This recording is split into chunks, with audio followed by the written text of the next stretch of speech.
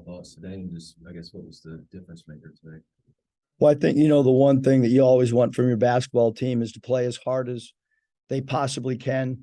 Um, Anybody that was here walked away and saw a great basketball game.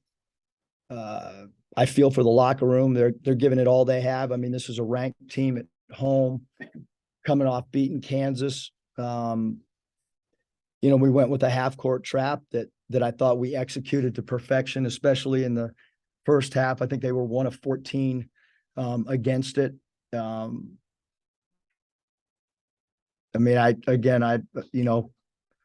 Mikal Mitchell was supposed to be out over a week and a half to 2.5 weeks. He misses one game and suits up and gives us great minutes on a bad ankle. Anthony Black is extremely banged up. He continues to suit up and put forth a incredible effort. Ricky Council, obviously, with the minutes he's played, has been banged up. Devo's been bothered by stuff, and just really impressed with the guys' effort, playing through stuff. We gave ourselves a chance to win against a really, really good team. The end of the free throw is exactly what we work on in the summer. It's called Dagger. And, Joseph had a good look. Just, sometimes a shot doesn't go, and that's a little bit, it's tough to ask a guy who's sat for that long as well. But execution in a lot of different areas. I thought we were good. I thought the players did a really good job of clock management and gave ourselves an opportunity to potentially put the game into overtime. So was Devo supposed to miss that free throw, or was he going to be ideally he'd hit the first free throw, miss the second? That would be ideal, but they surprisingly got to the spots exactly like we're supposed to, and it was a Hubie Brown play that we work on all the time, and finally had a chance to execute it. So if he misses it, you guys know what to do. They know exactly what to do. The offensive possession right before that, when Devo turned the corner for the layup, was that you're down 3 there? Was that a situation where take what the defense gives you? No, we had 3 options for a 3, and Devo found a seam in the defense, and we felt, we wanted a 3, but if you didn't have a clean look at a 3 instead of just hoisting up the shot, which it played out time-wise like we thought it possibly could. So,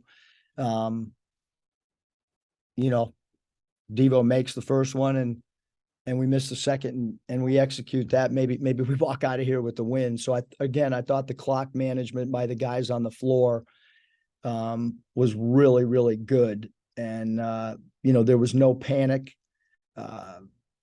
If you look at the stat sheet and you watch the game, the difference was obviously the free throws attempted. Everything else. Our first half defense against a team at home, you're not going to hold Baylor to 8 of 33. We've played 3 games defensively where I thought we've been phenomenal. I think Baylor was in the bonus 5 minutes into the half. How much does that change? I'm not going to talk about it. How much does it change when someone's in the bonus that shoots fouls as good as their players? It drastically changes the game. 5 minutes into a half. Neither team shot a lot of threes. I think they shot a couple more, but it looked like you were both going to the hole equally aggressively, and things maybe were getting called on you that weren't getting called on them. That's how sort of looked that way.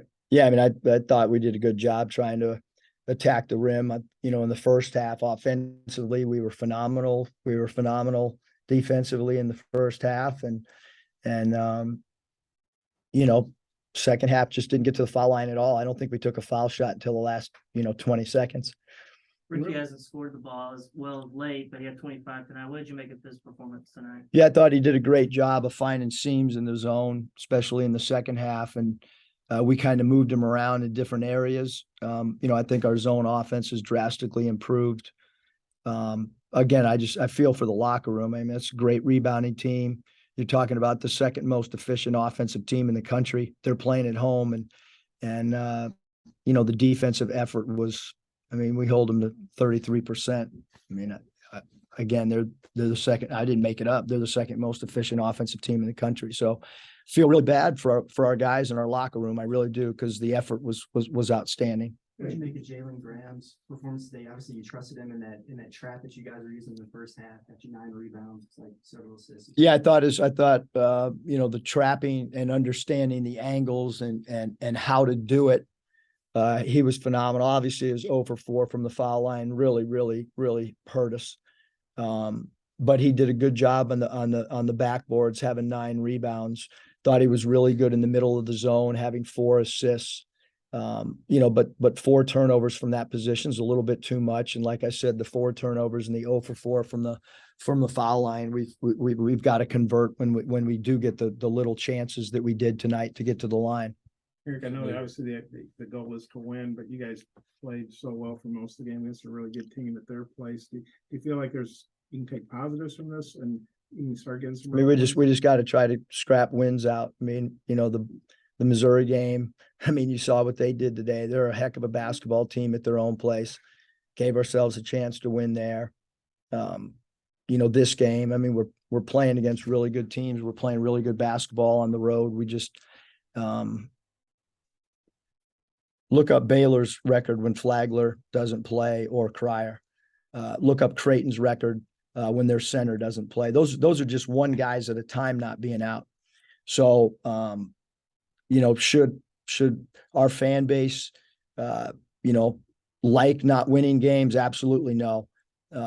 But I do feel that the respect for how hard an undermanned team is playing, a team that's banged up, continues to fight and scrap. And I, really proud of how hard our team has played, especially of late. There's no team that can play harder than what we played tonight. And I'm sure that Baylor would say the same thing about our effort. It was your first technical of the season. It looked like McKell had pretty good position there. I mean, I don't want to comment on the refs just because it's not worth it. You mentioned AV playing through some pain. What's that show you about a freshman to play 35 minutes like tonight? Well, I mean, there was a point where we didn't know if he was going to be able to go back in the game. Our trainer's done a great job. It's again, I mean, McKell had a boot on and couldn't walk 3 days ago.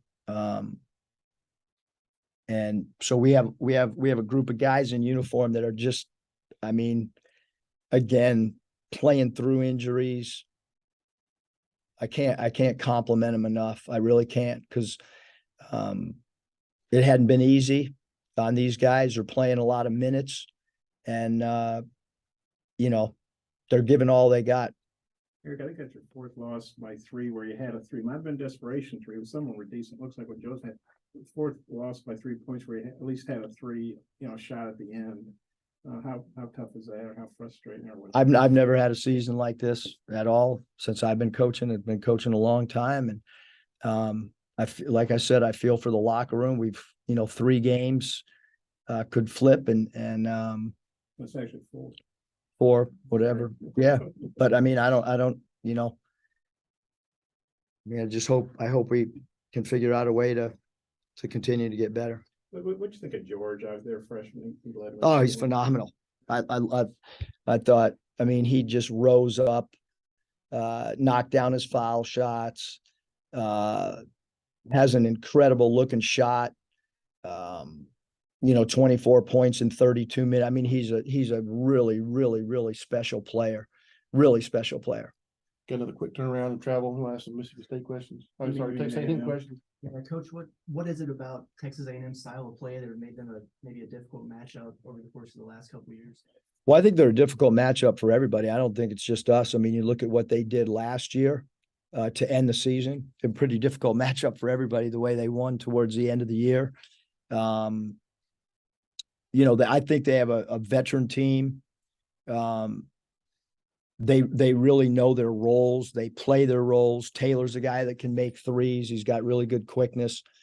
Radford is a matchup problem for everybody in the SEC, not just us, because he can play the 2, 3, 4. Marble's a guy inside and can make mid-range shots.